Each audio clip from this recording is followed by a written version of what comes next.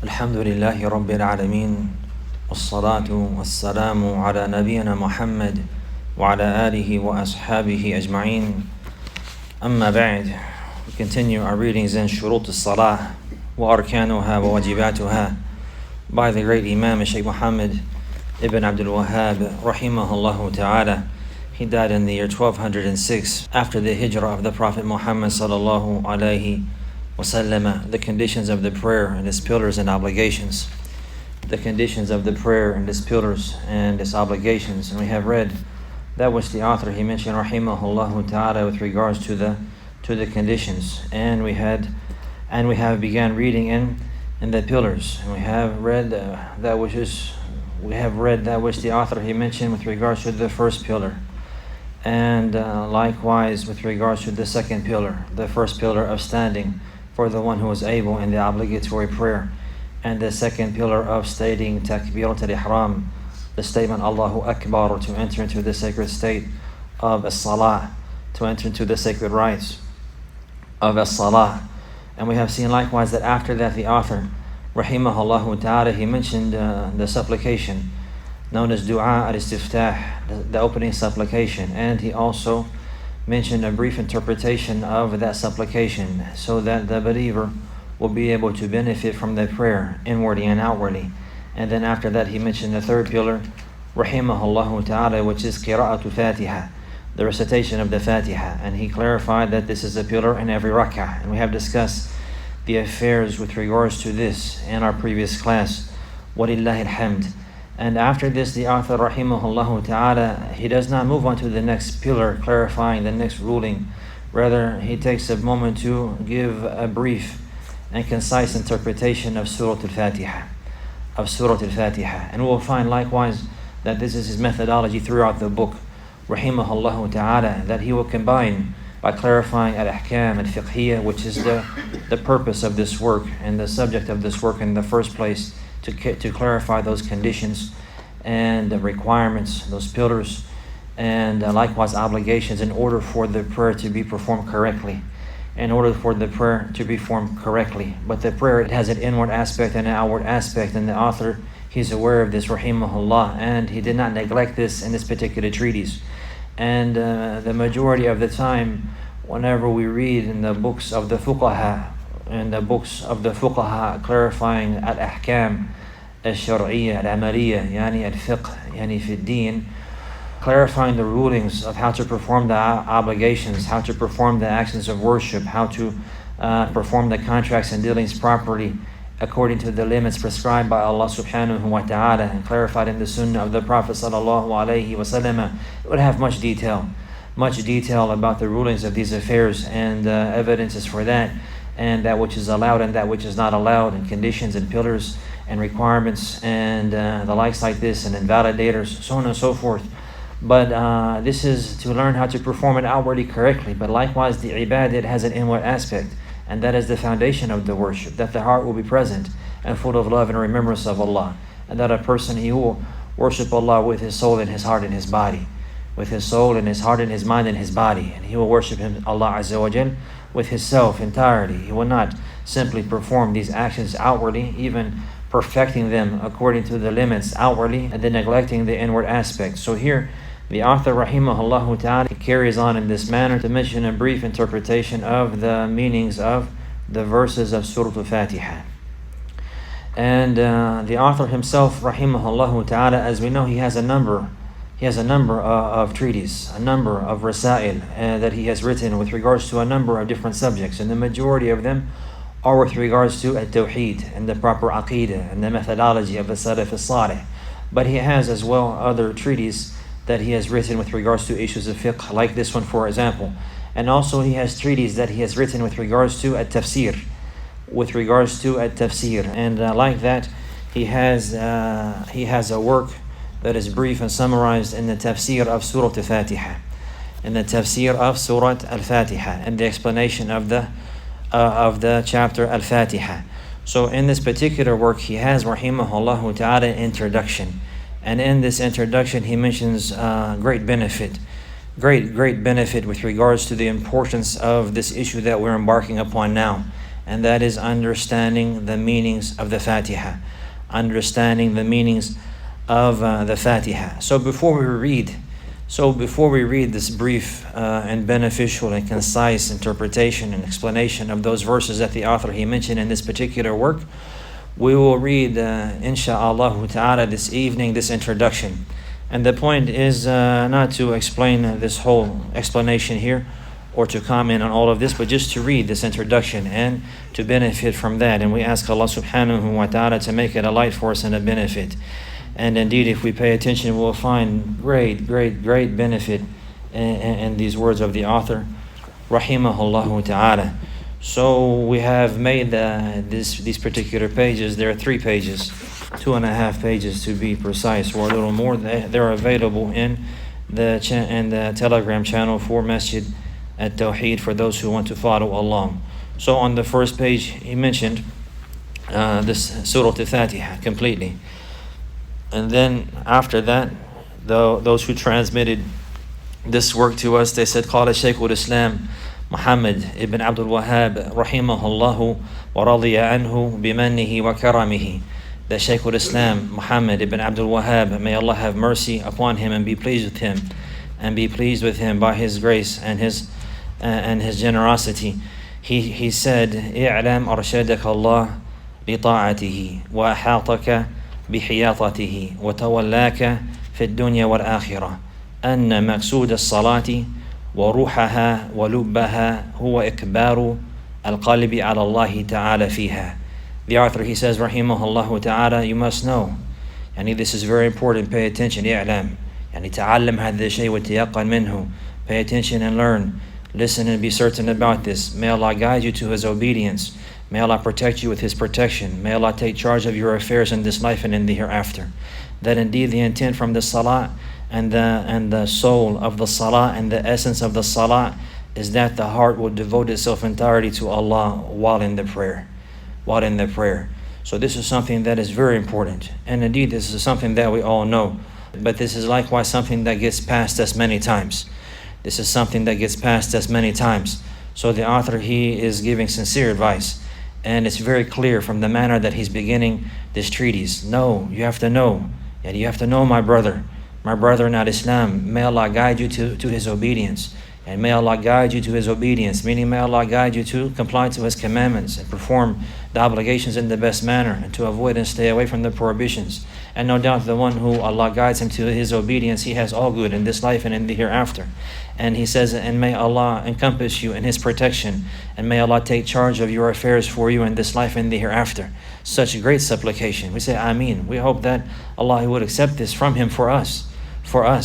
And this great supplication. He's saying this to tell us that the intention from the prayer, the goal and the aim and the purpose of the salah, the soul and the very essence of the salah, huwa ikbaru qalbi ala Allah ta'ala fiha, that the heart will be turned and directed to Allah with sincere devotion in the prayer. So the treatise that we're reading, this is clarifying how to perform the prayer outwardly and the conditions that must be met, and the requirements that must be fulfilled, and the limits that are prescribed in the deen of Allah.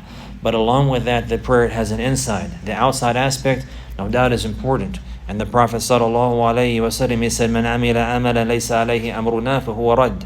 That whoever does a deed that's not in accordance to our affair, then it will be rejected.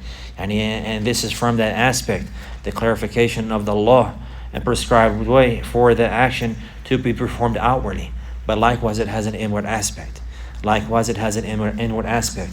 the author is clarifying that for us in the salah specifically, but likewise in every action of worship, that the heart during that action of worship, here we're talking about the salah, will be dedicated to Allah, will be devoted to Allah, will be focused on the action at hand, and that is that one is performing the prayer, seeking the reward and seeking acceptance from Allah subhanahu wa ta'ala. So now he says, rahimahullah, فإذا صليت بلا قلب فهي كالجسد الذي لا روح فيه فهي كالجسد الذي لا روح فيه. And if you were to pray without a heart, meaning while your heart is not devoted to Allah, while your heart is unattentive, while your heart is focused on something else, while your heart is preoccupied with the worldly life, while your heart is heedless of the remembrance of Allah, if you're to pray in this manner, فَهِيَ كَالْجَسَدِ الَّذِي لَا رُوحَ فِيهِ, then the prayer will be like a body with no soul in it. Then the prayer will be like a body with no soul in it. So this is what he's saying here, that the life of the prayer, the soul of the prayer, the essence of the prayer is that the heart will be dedicated and devoted to Allah during the prayer. And if one were to pray without the heart in this manner, devoted to Allah Azza wa Jalla, then the prayer will be like a body. It will be like a body without a soul. A body without a soul. A body without a soul has no benefit. A body without a soul cannot benefit himself, nor can he benefit others. A body without a soul is dead. It's a dead body. He has no benefit. So this is the example that the author he's making, rahimahullah ta'ala. He says, وَيَدُلُّ عَلَى هَذَا قَوْلُهُ تَعَالَى, and that which is a proof for this, and that which indicates this, وَيَدُلُّ عَلَى هَذَا, يعني كَأَنَّهُ يقول وَالدَّلِيلُ هَذَا, and the evidence for this is the statement of Allah the Most High, فَوَيْلٌ لِلْمُصَلِّينَ الَّذِينَ هُمْ عَنْ صَلَاتِهِمْ سَاهُونَ. فَوَيْلٌ لِلْمُصَلِّينَ. So woe, yani destruction and a threat of punishment and the anger of Allah Azza wa Jal for the worshippers, for the musallin, for those who are in prayer, And then Allah, He clarifies, الَّذِينَ هُمْ عَنْ صَلَاتِهِمْ سَاهُونَ, those people who are heedless and negligent with regards to their prayer.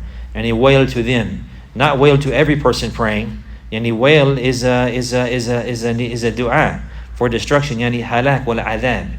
Wail li fulan, yani al halak wal adhab. May he be destroyed, may he be punished. May he be destroyed, may he be punished. So Allah is saying this about the musallin, the people who are making salah, but not in general. Rather, alladhina hum an salatihim sahun, those musallin, those people who are in the prayer while they are negligent and forgetful and heedless with regards to the rights of that prayer. So the author, he says, فَفُسِّرَ السَّهْوُ بِالسَّهْوِ عَنْ وَقْتِهَا أي إضاعتها والسهو عن ما يجب فيها والسهو عن حضور القلب والسهو عن حضور القلب. That which the author he's mentioning here, Allah knows best. He is summarizing. It's as if he's summarizing that which Ibn Kathir he had mentioned, or he's benefiting greatly. And Ibn Kathir in his tafsir, rahimahullah ta'ala, he has mentioned the likes of these affairs here, very similar to this, and clarifying the intent of this verse, that Allah subhanahu wa ta'ala, He has mentioned the wail for those people who pray and they are heedless or neglectful in their prayer. He mentioned any similar like this, but with much more detail. And the author, he has summarized that, rahimahullah ta'ala. So he says, so this has been interpreted to mean as-sahwu alladhina hum an salatihim sahun. Sahun, yani sahun, this is ism fa'il min as-sahwi. As-sahwu, literally it means an-nisyan, to be forgetful. But also it has the meaning of being negligent and being heedless of something as well. And that's what is intended here. So he's saying that the sahwu here, those people who are forgetful about their prayer, or heedless about their prayer, or negligent with regards to their prayer, he's saying this has been explained to mean heedless with regards to the time, meaning neglecting the proper time. And then he said, likewise, it has been interpreted to mean negligence with regards to the obligations that must be performed. And referring to the conditions and the pillars and the obligations in the sunan, not performing it physically in the proper manner. This has also been mentioned in the interpretation of these verses. And he says, وَالسَّهْوِ عَنْ حُضُورِ الْقَلْبِ. This likewise has been mentioned. Also, being negligent and heedless with regards to the presence of the heart. Of the heart. So Ibn Kathir rahimahullah ta'ala, he mentioned after mentioning a number of narrations from the Salaf, from them Ibn Abbas and Mujahid and other than them, radiyallahu anhum, he mentioned this summary here like this, and what the author is referring to, that they have mentioned this, that some of them mentioned that what is intended here, those people who delayed the prayer from its proper time. They delayed the prayer from its proper time. They intentionally wait and pray their prayer after the time has gone. Or they neglect the time of the prayer until it's about to go out, and they do this as a custom or a habit, and they're not showing concern or care or honor with regards to the rights of the salah. Others have made the interpretation to mean that they have neglected the pillars of the prayer, and the conditions of the prayer, and the pillars of the prayer, and likewise the obligations and the sunnah of the prayer. And they're heedless with regards to that. They're heedless with regards to outwardly performing the prayer in the proper manner legislatively.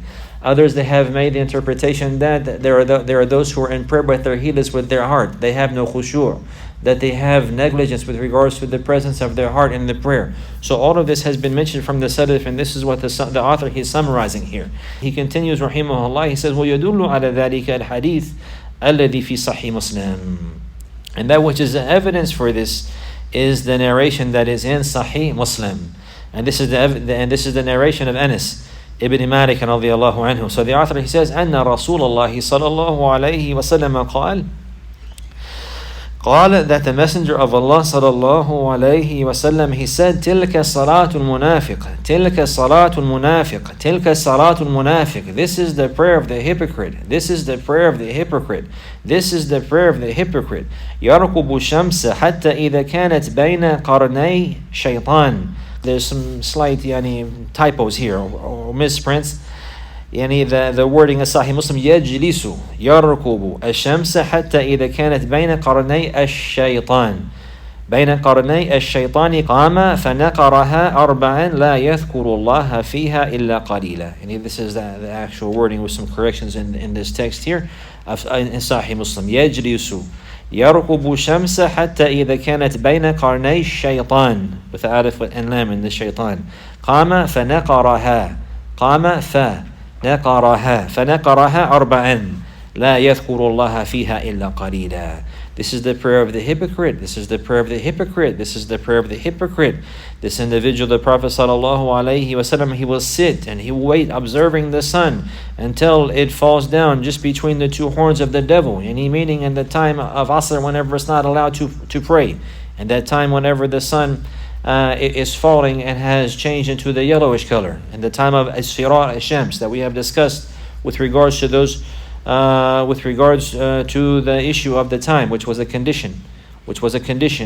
So the Prophet ﷺ, he mentioned that whenever the sun falls in this position here, now meaning in its very last time, when it's not allowed to delay into that time without an excuse, قَامَ فَنَقَرَهَا أَرْبَعًا. He will stand up now and peck out the prayer four units. He will stand and peck out the prayer 4 units. Naqaraha, and naqar literally is the action of the bird, and in moving the head very quickly, like the way that the bird will peck the ground. This is literally what a naqar is, that he will take his beak and he will peck at the ground, taking the food and the drink in this manner like this. The Prophet ﷺ is describing this person's prayer in this manner. He will peck out Asr 4 rak'ah. لا يذكر الله فيها إلا قليلا. And he will not remember Allah in that salah except for a little. So the author, he says now, فوصفه بإضاعة الوقت بقوله يركب الشمس. So here the Prophet ﷺ has described this person by neglecting the time in his statement يركب الشمس, that he's lying and waiting, watching the sun. يركب الشمس, meaning he has time. He's sitting there and waiting. He has no excuse. He's watching the sun. He continues to watch the sun and delay it. And this is an indication here of the correct understanding of this verse. الذين هم عن صلاتهم ساهون, and he's negligent with regards to the time. He's delaying the time intentionally with no reason. And then he said, rahimahullah ta'ala, وَبِإِضَاعَةِ الْأَرْكَانِ بِذِكْرِهِ النَّقَرِ. And the Prophet ﷺ is referring here to neglecting the pillars by mentioning the pecking. He's pecking now. He's pecking now. Remember whenever we read the general understanding of the pillars, that in the sujood that he will, السجود والاعتدال منه. السجود على السبعة الأعضاء والاعتدال منه. That he will sit and he will prostrate and then he will raise up from the sujood until he's sitting there properly. So this person, he's neglecting this. Right. So he's just pecking, moving quickly and pecking at the ground like a bird. وَلِيَاذُ بِاللَّهِ. So this is in reference to neglecting the pillars of the salah. neglecting the pillars of the salah. وَبِإِضَاعَةِ حُضُورِ الْقَلْبِ بِقَوْلِهِ لَا يَذْكُرُ اللَّهَ فِيهَا إِلَّا قَلِيلًا. And here the Prophet ﷺ has referred to the fact that this individual, he is neglecting the presence of the heart in his statement ﷺ, and he does not remember Allah in that prayer except for a little. And he does not remember Allah in that prayer except for a little. So those people were negligent with regards to the prayer, and this is the manner. Negligent with regards to the time. Negligent with regards to the conditions and the pillars and the obligations and the requirements and performing it outwardly properly. Negligence with regards to the presence of the heart and having khushu' and humbleness and humility and remembering Allah subhanahu wa ta'ala during the prayer. So these people, they have a threat. These people here, they're threatened. Those who pray in this manner, they're threatened. Rather, this is the description of the prayer of the hypocrite. Of the prayer of the hypocrite. Waliyadu billah. So the author, he says now, giving sincere advice again, rahimahullah ta'ala, إِذَا فَهَمْتَ ذَلِكَ فَافْهَمْ نَوْعًا وَاحِدًا مِنَ الصَّلَاةِ. If you understood this now, what we just discussed, everybody understand his point, what he's making now? About the neglecting the prayer. Allah has threatened with regards to this, neglecting the prayer.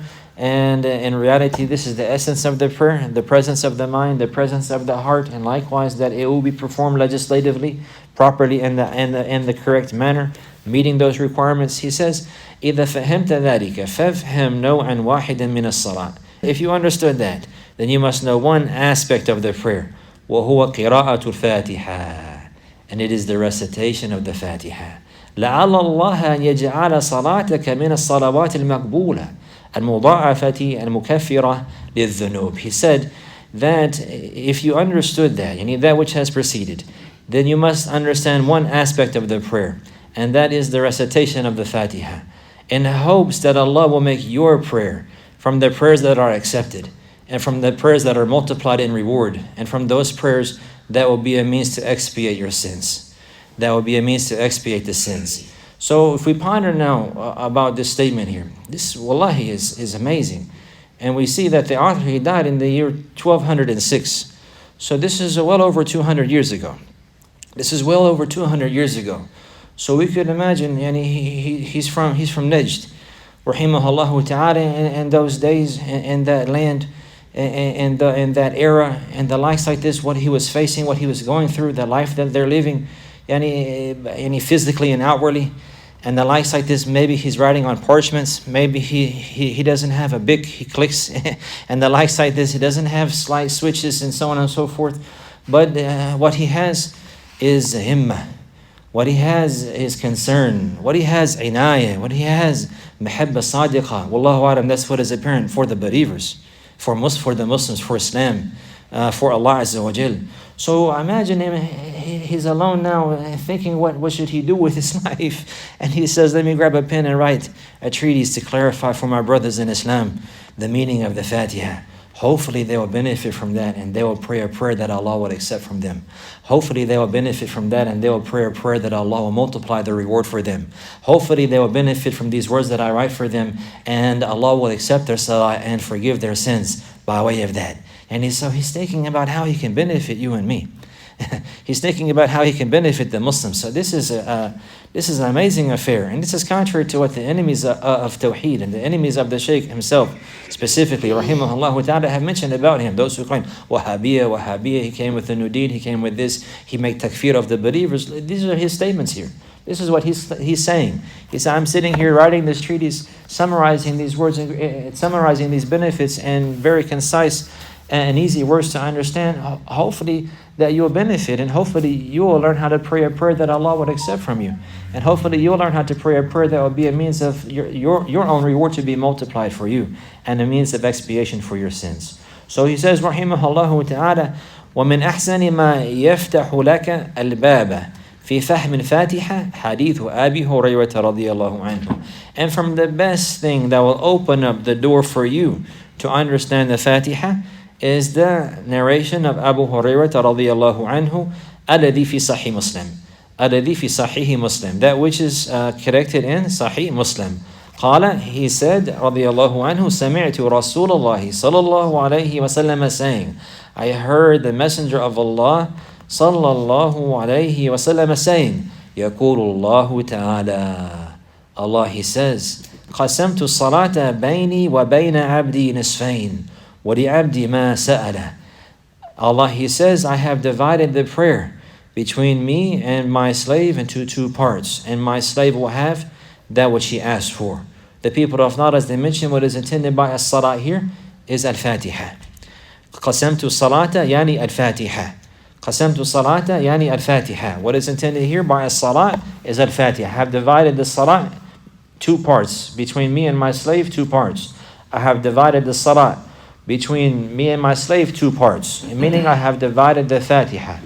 I have divided the Fatiha between me and my slave into two parts. And my slave, he will have what he asked for. It's from here that the people of knowledge have mentioned that from the names of Al-Fatiha is As-Salah. Al-Fatiha, it has a number of names. This particular chapter, it has a number of different names. We have seen some of them, Al-Kuttaab, wa Al-Quran, and also Al-Ruqya, and also As-Salah, and also Al-Hamd. Al-Hamd, because it begins with Al-Hamd. And it has a number of names. From that here, As-Salah. And this is derived from this narration. Then the Messenger of Allah, sallallahu alayhi wa sallam, he continues to narrate that which Allah, He mentioned. Subhanahu wa ta'ala, فَإِذَا قَالَ الْعَبْدُ الْحَمْدُ لِلَّهِ رَبِّ الْعَالَمِينَ قَالَ اللَّهُ تَعَالَى حَمِدَنِي عَبْدِي. And whenever the slave, whenever the servant, the person, and he ends the Salah, he says, Alhamdulillahi Rabbil Alameen. All praise and thanks is for Allah, the Lord of the worlds. Then Allah, He says, Hamidani Abdi. My slave has praised me. My slave has praised me. And He praised me in mentioning my lofty traits and attributes of perfection, and praising me in my majesty and glory. فَإِذَا قَالَ الرَّحْمَنِ الرَّحِيمِ. And if he says Ar-Rahman Ar-Rahim, the most gracious, the most merciful, قال الله تعالى, Allah the Most High, He says, أثنى علي عبدي, that my slave, my servant, he has repeated the praise. He has praised me repeatedly. He has praised me repeatedly, and he meaning confessing to the greatness of Allah and His majesty, and that all favors and blessings are from Allah subhanahu wa ta'ala. فَإِذَا قَالَ مَالِكِ يَوْمِ الدِّينِ. And whenever the slave, he says, مَالِكِ يَوْمِ الدِّينِ, master of the day of judgment, قَالَ اللَّهُ تَعَالَى مَجَّدَنِي عَبْدِي. That indeed my slave, he has glorified me. He has glorified me and praised me in my majesty.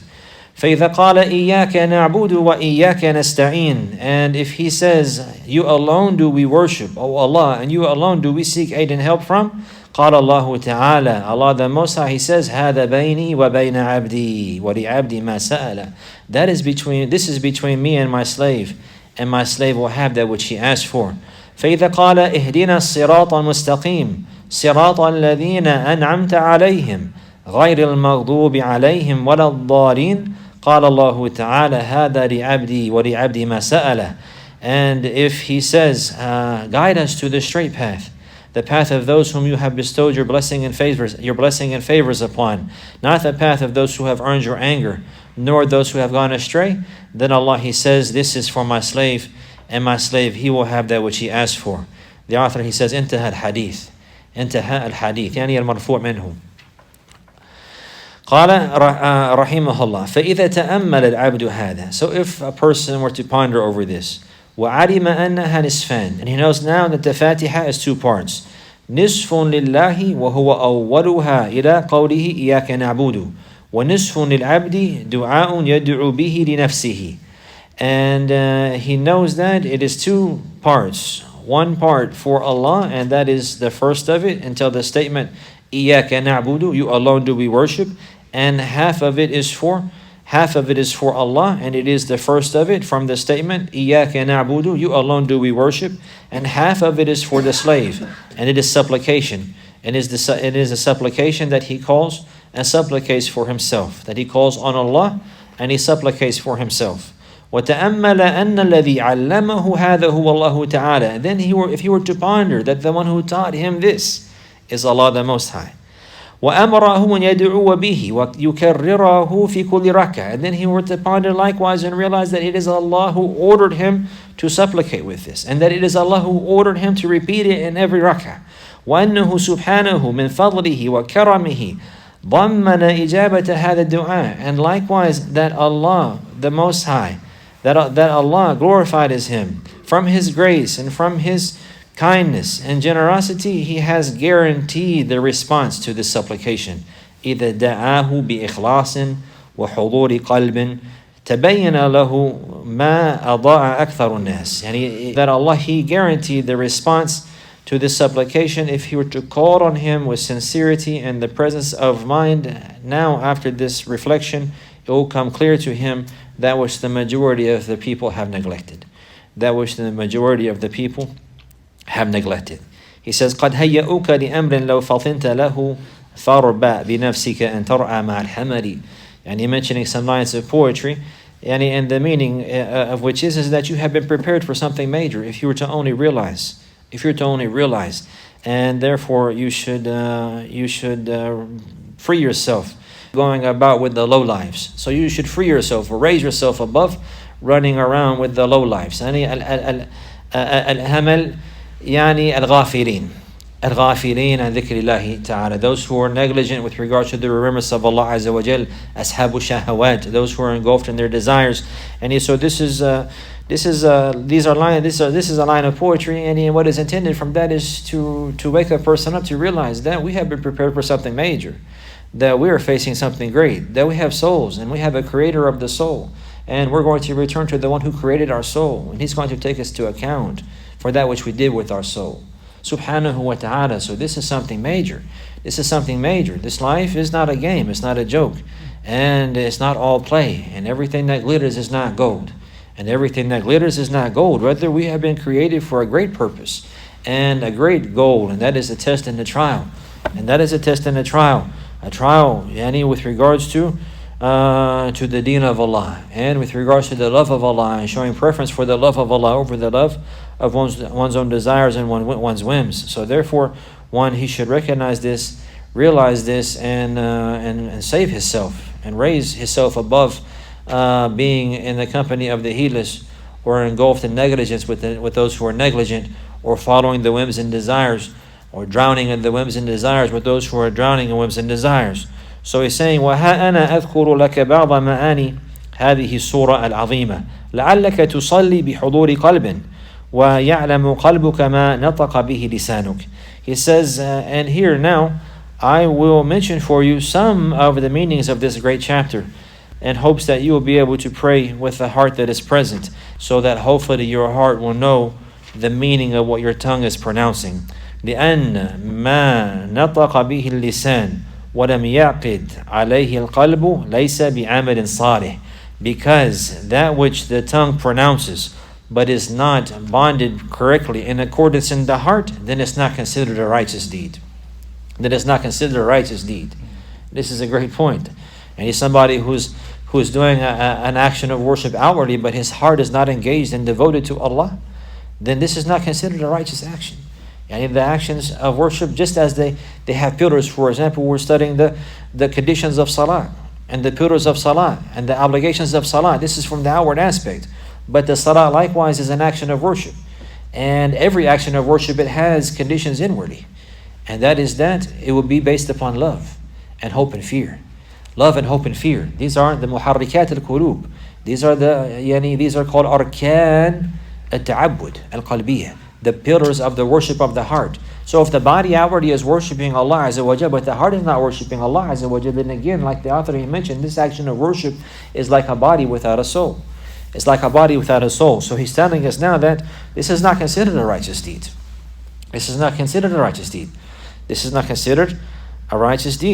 So therefore, in order for the deed to be righteous, a person he has to be in accordance.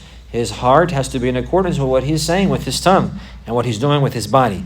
He says, كما قال تعالى, this is just as Allah the Most High, He has said, يقولوا بألسناتهم ما ليس في قلوبهم. They are saying with their tongues that which is not in their hearts. They are saying with their tongues that which is not in their hearts. Ibn Qayyim rahimahullah ta'ala he has a number of books, great books, rahimahullah. From them, the book called As-Salaah. As-Salaah. It's one volume. It's very thick. It's called As-Salaah. And then in this work, he mentions many secrets from the wisdom and the hidden aspects and benefits with regards to the prayer. And from that is what he's referring to here. And he's mentioning something that's very blameworthy, rahimahullah ta'ala. That is that a person, he will stand in the prayer and he will say Allahu Akbar with his tongue, but his heart is not thinking of Allah at all. While in his heart, the dunya is akbar, and his mind is on the dunya. The greatest thing in his heart is the dunya. That which clarifies that is that's what he's thinking about. So maybe his tongue will say Allahu Akbar. Maybe he's facing the Qibla. Maybe he raises his hands in the proper manner. But at that very moment that his tongue is saying that, his heart is saying something else. His heart is thinking about something else. His heart is reflecting and pondering and desiring something else. Not desiring the reward from Allah. Not even remembering Allah. Not even a little bit sometimes. So this is something that's very blameworthy. So the author, he's warning us from this. يَقُولُونَ بِأَلْسِنَاتِهِمْ مَا لَيْسَ فِي قُلُوبِهِمْ. They're saying with their tongues that which is not in their hearts. And this is with regards to those hypocrites specifically, but just to warn a believer from al-nifaq al-amali. Because al-nifaq, as we know, is two types. Nifaq al-itiqadi, the pure and sincere, what do you have, the pure hypocrisy, when a person, he does not believe and he claims he believes. And then there's another type which is lesser than that, but likewise is still major. And that is whenever a person, he is a believer, but his actions are not from the actions of faith. He performs the actions that are contrary to the actions of faith. So from that is these resemblances to the munafiqeen. لا يذكرون الله فيها لا يذكرون الله إلا قليلا. Whenever they pray, they don't remember Allah a little bit. They only remember Allah a little bit. إذا قاموا إلى الصلاة قاموا كسالى يراؤون الناس ولا يذكرون الله إلا قليلا. And whenever they stand up for the prayer, they stand lazily. And they show off in the prayer. And also they do not remember Allah during the prayer except for a little. Just like the narration of Anas that had preceded, radiyallahu anhu. So this was the introduction that I wanted to read, and that we can ponder and reflect over. And in reality, if we were to stop at these benefits, there are great benefits to mention that which to comment on that which he had mentioned, rahimahullah ta'ala. But the intention was not to go into detail, just to read this great benefit, and likewise make it known for the people that the author, he has this work, and the people now, those who are not aware of it, they're aware of it, they can refer back to it and read it themselves. Shaykh al-Islam Muhammad Abdul Wahhab, he has another sharh of Al-Fatiha, likewise, that it has some more details in it. But here we can read after this that which is an introduction as well, and he summarized here in the treatise that we're reading from this portion here. And likewise, this also is a summarization of that which Ibn Kathir, he mentioned in his tafsir, rahimahullah ta'ala. And if you return back to the tafsir of Ibn Kathir, you will find a great resemblance and a clarifying that the author, he has summarized and benefited from that greatly, rahimahullah ta'ala. So he says, وَأَبْدَأُ بِمَعْنَى الْإِسْتِعَاذَةِ ثُمَّ الْبَسْمَلَةِ. So I'll begin with the meaning of al-isti'adha, and then after that the basmala. عَلَى طَرِيقَ الْإِخْتِصَارِ وَالْإِجَازِ. In a way of summarizing and being brief. فَمَعْنَى أَعُوذُ بِاللَّهِ مِنَ الشَّيْطَانِ الرَّجِيمِ. So the meaning of saying أَعُوذُ بِاللَّهِ مِنَ الشَّيْطَانِ الرَّجِيمِ, I seek refuge with Allah from the accursed devil. أَلُوذُ بِاللَّهِ وَأَعْتَصِمُ بِاللَّهِ واستجير بجنابه من شر هذا العدو أن يضرني في ديني أو دنياي أو يصدني عن فعل ما أمرت به أو يحثني على فعل ما نهيت عنه. He said this meaning of this, I seek refuge with Allah from the accursed devil, is that I seek refuge with Allah. I hold fast to Allah. I seek protection with the majesty and the greatness of Allah from the evil of that enemy, from the evil of this enemy, that he will harm me in my religion or in my worldly life, or that he will stop me or prohibit me from performing that which I have been commanded to perform, or that he would encourage me to perform something that I have been prohibited from. لأنه أحرص ما يكون على العبد إذا أراد الخير من صلاة أو قراءة أو غير ذلك. Because the devil, he is most diligent. He is most diligent whenever a person has the intention to do some good, like praying, As-Salaah, or reciting the Quran, or other than that. وذلك أنه لا حيلة لك في دفعه إلا بالاستعاذة بالله. And that is that you have no possible way to repel him. And that is that you have no possible way to repel him except by seeking refuge with Allah. So he mentioned rahimahullah ta'ala, and this is because you have no possible way to repel him except by seeking refuge with Allah. لِقَوْلِهِ تَعَالَى, and this is based upon and the evidence is the statement of Allah the Most High, إِنَّهُ يَرَاكُمْ هُوَ وَقَبِيلُهُ مِنْ حَيْثُ لَا تَرَوْنَهُم, that indeed He sees you, meaning a shaitan, the devil. Indeed He sees you, him and his forces, from where you do not see him. And he and his forces, they see you from where you cannot see them. And then the author, he says, فَإِذَا طَلَبْتَ مِنَ اللَّهِ أَنْ يُعِيذَكَ مِنْهُ وَاعْتَصَمْتَ بِهِ كَانَ هَذَا سَبَبًا في حضور القلب فاعرف معنى هذه الكلمة ولا تقولها باللسان فقط كما عليه أكثر الناس. He said, so therefore, if you were to request from Allah, if you were to seek from Allah, if you were to ask Allah to protect you from him, meaning from the devil, and you held fast with trust and reliance in Allah, then this will be from the greatest means to have the presence of heart during the salah. And this will be a great means for you to have a heart that is alive and present during the prayer. Therefore, you must know the meaning of this statement and do not say it with the tongue only, like the majority of the people they're doing. Like the majority of the people they're doing. So again, this statement here, and in summarization of what the author he mentioned, rahimahullah, أعوذ بالله أعوذ بالله من الشيطان الرجيم. I seek refuge with Allah from the accursed devil. The summarization of that means I seek refuge with Allah, and I put my trust and reliance upon Him, and I seek protection in Him, in His majesty and power. My heart is attached to Allah, and I'm asking Him to help me and to protect me, and He's powerful and strong, and He is able to do all things. These ideas are in the mind whenever a person he says this statement. أعوذ بالله أعوذ بالله من الشيطان الرجيم, seeking refuge with Allah in this manner from the evil of this enemy, because the shaitan, he's an enemy.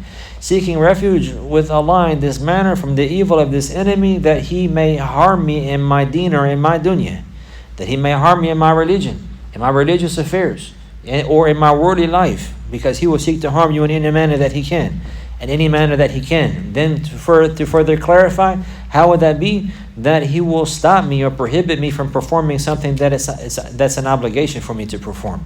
That he will stop me or prohibit me or deter me from performing the obligations that are upon me. Or that he would encourage me and entice me to perpetrate something that I have been prohibited from. So this is from the devil. Falling short in the obligations and not performing the commandments, is the devil who encourages this. To perpetrate the prohibitions and to decorate that and to incline a person to fall into the haram with his eyes or with his ears or with his heart or with his tongue or with his wealth and the likes like this, all of this is from the encouragement and the enticement of the devil. So therefore, seeking refuge with Allah is the means to be safe from that. And the devil, he's most diligent at the times whenever a person he has a good intention and he's hoping to perform khair. And he's hoping to perform khair. For example, whenever he wants to enter into salah, or whenever he wants to recite the Quran. And these two, they come together, the salah and the recitation of the Quran. So therefore the devil, he will even be more diligent at this time to mislead a person, to turn his heart away from the remembrance of Allah Azza wa Jal.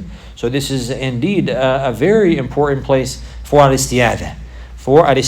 And this is why it's highly recommended for a believer to recite that before entering into the actual prayer, and from the opening, after dua al-istiftah, as we have seen. And this is likewise because we have no way to be safe from the devil. We have no way to repel him or to defend ourselves from him, except by seeking refuge with Allah from him, except by seeking refuge and protection and putting one's faith and trust and reliance upon Allah subhanahu wa ta'ala, because him and his army, his forces, they can see us and we cannot see them. They can see us and we cannot see them. Some of the Salaf, they would say, عَدُوٌ يَرَاكَ وَلَا تَرَاهُ شَدِيدُ الْمُعْنَةِ. An enemy that can see you, you cannot see him, is very hard to deal with. It's very difficult to face. It's a great challenge. An enemy that wants nothing but your downfall. And he can see you, but you cannot see him. This is something that's very challenging. But the way out of that is easy. And that is to have knowledge and light, and then to put one's faith and trust in Allah subhanahu wa ta'ala. And Allah subhanahu wa ta'ala, so the one he makes this statement in this manner, like the author, he's saying this will be from the greatest means to have the presence of mind and to have a heart that is alive during the salah. During the salah, remembering this affair, remembering this meeting, stating it with the heart, with trust and reliance whenever he says it, and then entering into the prayer like this, in this manner. This is a great benefit for the prayer specifically. So he says, وَأَمَّا الْبَسْمَلَةِ فَمَعْنَاهَا أَدْخُلُ فِي هَذَا الْأَمْرِ من قراءة أو دعاء أو غير ذلك بسم الله لا بحولي ولا بقوتي بل أفعل هذا الأمر مستعينا بالله متبركا باسمه تبارك وتعالى. He said, and the meaning of the basmala is that I enter into this affair, this recitation or this supplication, or other than that, Bismillah, in the name of Allah, in the name of Allah, or with the name of Allah, not with my own ability, and not with my own power, not with my own might, not with my own ability, not with my own power. This is a statement of seeking help, a statement of seeking help and seeking aid, and likewise one who will free himself, realizing that he is weak. A person who will realize that he's weak and he needs the help of Allah, and he will free himself from his own ability and from his own wit and from his own authority or from his own strength, and he will put his trust and reliance upon Allah, and he will realize that he has no strength except for with Allah. So therefore he will mention the name of Allah, Bismillah. And then likewise he will know that there's no blessing except for by way of Allah, and that blessing is obtained by mentioning the name of Allah. So therefore he says Bismillah, seeking the help of Allah, seeking the aid of Allah, seeking the blessing of Allah, and using this term here along with this understanding to draw near to Allah, making a tawassul ilallahi subhanahu wa ta'ala in this manner.